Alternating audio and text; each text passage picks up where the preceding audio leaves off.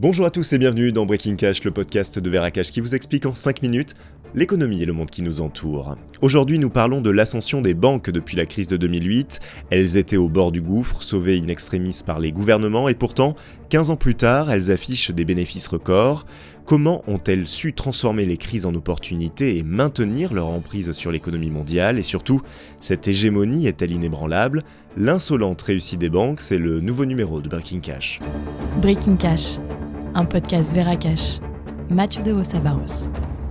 2008 est une année qui a marqué un tournant historique dans l'économie mondiale. La chute de Lehman Brothers, le sauvetage de AIG, les rachats forcés de banques en difficulté, ce fut un véritable cascade d'événements qui a mis en lumière les dérives du système financier. Le scénario catastrophe s'est joué en quelques semaines. Des placements toxiques liés au subprime se sont effondrés, des milliers de milliards de dollars ont été perdus et la panique a gagné les marchés. On se souvient tous des images de clients faisant la queue devant les banques pour retirer leur argent, des traders sous le choc face à des écrans rouge vif et des employés quittant leur bureau avec un carton sous le bras. Face à cette situation, les gouvernements et les banques centrales du monde entier ont réagi de manière inédite. La Fed et la BCE ont inondé les marchés de liquidités et les plans de sauvetage se sont multipliés, coûtant plus de 4 000 milliards de dollars aux contribuables. On attendait alors à une refonte totale du système financier, mais cela ne s'est pas passé exactement comme prévu. Dès la fin de la crise, une question majeure s'est posée: comment éviter qu'une telle situation se reproduise? L'Union européenne et les États-Unis ont adopté des réformes comme Bâle III ou la loi Dodd-Frank, censées renforcer la régulation du système bancaire. Mais dans la réalité, ces réformes ont souvent été atténuées sous la pression des lobbies bancaires. Les banques ont continué à emprunter à des taux extrêmement bas et à investir dans des actifs de plus en plus risqués. De plus, la création monétaire massive a gonflé la valeur des actifs financiers, offrant aux banques d'investissement un terrain de jeu idéal. Au final, ce qui aurait dû marquer un coup d'arrêt aux abus financiers a surtout renforcé la position des grandes banques. Les chiffres parlent d'eux-mêmes. En 2023, les principales banques françaises ont dégagé plus de 37 milliards d'euros de bénéfices nets cumulés.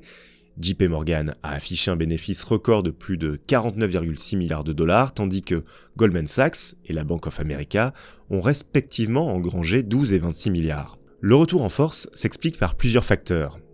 Les taux d'intérêt bas pendant plus d'une décennie, les banques ont su se refinancer à coûts réduits et prêter à des taux plus élevés. Il y a eu l'inflation et la remontée des taux depuis 2022, elle leur a permis de facturer des intérêts plus élevés. Les frais bancaires en hausse, car les banques imposent des frais de gestion, de transactions et des services toujours plus élevés. Enfin, il y a la concentration du secteur. Fusion après fusion, la concurrence s'amenuise, renforçant le monopole des mastodontes de la finance. Cependant, tout n'est pas si simple. Plusieurs signaux d'alerte montrent que les banques pourraient être confrontées à de nouvelles difficultés. Avec l'explosion du coût de crédit, la remontée des taux fragilise les ménages et les entreprises endettées. Ensuite, il y a le retour des défauts de paiement avec l'inflation et la récession qui menacent.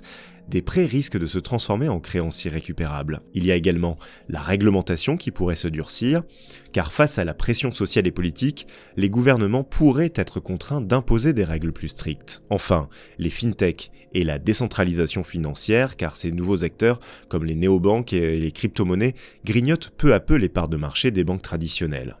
En conclusion, les banques ont toujours su transformer les crises en opportunités, mais le contexte actuel soulève des questions. Avec l'augmentation des taux, la fragilité de certains établissements et la montée des fintechs, le paysage bancaire pourrait être bouleversé dans les années à venir. Alors, assiste-t-on à un simple ajustement ou à l'éclatement d'une nouvelle bulle financière?